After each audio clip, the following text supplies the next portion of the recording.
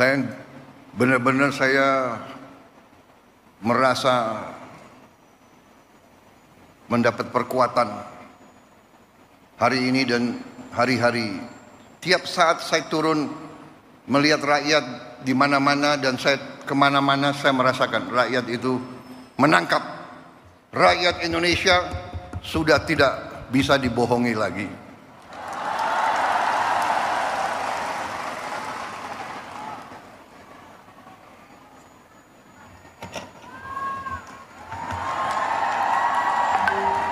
Saya melakukan penghematan. Saya ingin pengeluaran-pengeluaran yang tidak perlu, pengeluaran-pengeluaran yang mubazir, pengeluaran-pengeluaran yang alasan untuk nyolong, saya ingin dihentikan, dibersihkan.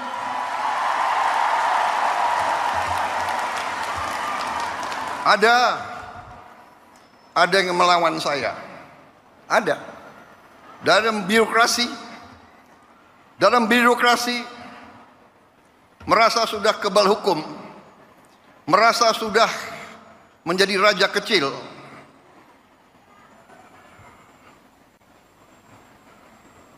Ada. Saya mau menghemat uang itu untuk rakyat. Prabowo menyatakan bahwa ada raja-raja kecil yang melakukan perlawanan ketika Pak Prabowo itu mengambil kebijakan melakukan pemangkasan anggaran.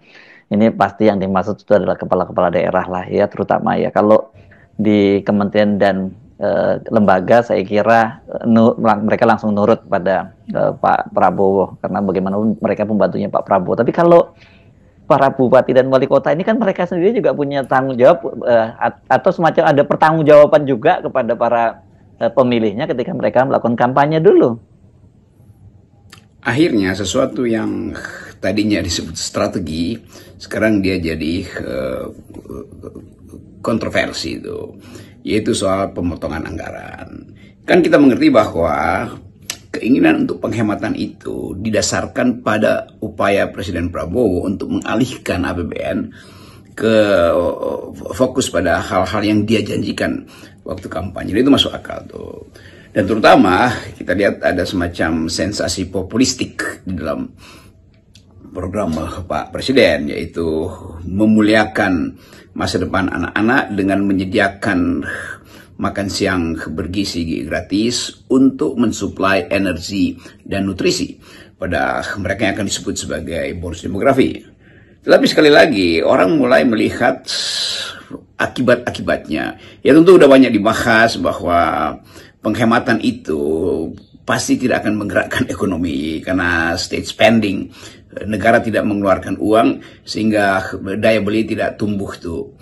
Sebaliknya di beberapa negara justru negara memberi uang pada mereka yang tidak mampu berkompetisi supaya ada demand, supaya permintaan ekonomi itu naik tuh. Jadi belanja itu adalah bagian dari upaya untuk menaikkan ekonomi itu.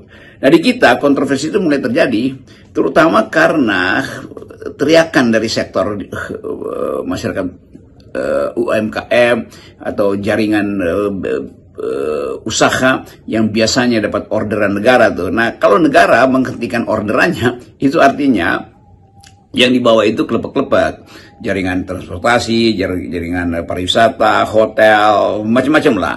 Nah, ini yang kemudian jadi kelihatannya akan jadi pertimbangan baru untuk mengevaluasi lagi rencana atau usulan yang sudah dipastikan oleh Sri Mulyani supaya semua melapor ke Kementerian Keuangan tanggal 14 apa aja yang sudah dihemat, dan penghematan itu berbasis pada perintah Presiden. Jadi kelihatannya soal upaya untuk penghematan itu hanya didasarkan pada perintah Presiden, padahal Presiden tentu menginginkan ada penghematan, tetapi impact ekonominya atau beban ekonomi dari penghematan itu justru jatuh pada emak-emak yang dapurnya nggak bisa ngepul lagi karena kegiatan UMKM misalnya yang biasa mereka terima akibat adanya kunjungan pusat itu tidak lagi seperti yang mereka bayangkan. Jadi kelihatannya Sri Mulyani hanya mengeksekusi sesuatu yang jadi perintah tanpa mempertimbangkan